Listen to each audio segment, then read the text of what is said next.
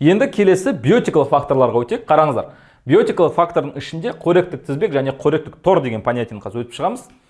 Биотикалық фактор дегеніміз не? Тірі ағзалардың бір-біріне әсер етуі. Бағана айтқандай, бір тірі ағза екінші тірі ағзаға әсер етуі. Бұл қалай? Мысалы, жыртқыштық, паразиттік, шөп қоректілері бар. Мысалы, қойлар, жылқылар жердегі шөпті жейді. Қой, жылқы тірі, шөп те тірі. Қой, жылқы шөпті жеп жатыр. Бұл биотикалық факторлардың әсері. Және мына жерге қарасаңыздар, араларды көресіздер. Бұны не үшін қойдық? УБТ-да кездеседі. Тірі ағзалар бір түрге жатса, егер бір түрге жатса, үйір немесе тұқым топ түзеді. Үйір тұқым топ деген бағанағы группалар ғой. Тұқым топ түзетін ара, құмырсқа, термиттер. Бұны жазып алыңыздар, УБТ-да кездеседі. Тұқым топ түзеді, варианттар, соның ішінен ара, құмырсқа, термиттерді таңдайсыздар. Келесі қараңыздар, биотикалық факторларға үш маңызды бөлік жатады. Өсімдік қоректілер, жыртқыштар және өлексе жегіштер. Өсімдік қоректілерді барлығымыз білеміз, бүкіл тірі ағзалар өсімдіктермен қоректенетін. Яғни өсімдіктермен қоректенетін жануарларды біз өсімдік қоректілер дейміз. Мына жерде құртты көрдік, көбелектің құрты, бұл дернәсірі, личинкісі жапырақты жеп жатыр. Бұл тірі ағза, жапырақта тірі. Бұл өсімдік қоректілер.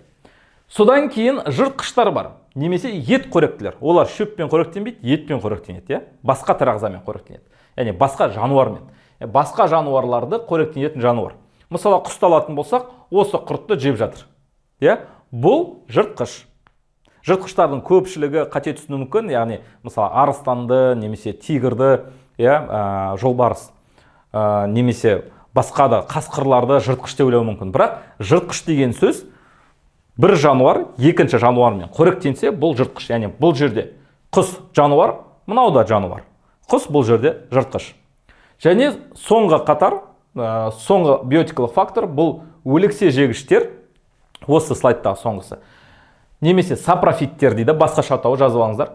Өлген ағзалардың қалдықтарын зақымдалған бөліктермен қоректенеді. Мысалы, бұл тірі зат, асқабақ тірі, бірақ асқабақ бағанағыдай жалғыз қалып кетсе, осы қалып кеткен тірі затпен қоректенетін ағзаларды сапрофиттер дейді, өлексе жегіштер. Яғни бұл өліп кетті, жалғыз өзі қалып кетті, дамымайды, өспейді, бұны жоқ қылып жіберу керек. Яғни басқаша атауы гниль. Гниль дейміз ғой, бір нәрсе бүйтіп. Гниль болып жатса, бұл жерде сапрофиттер жұмыс жасап жатыр деген сөз.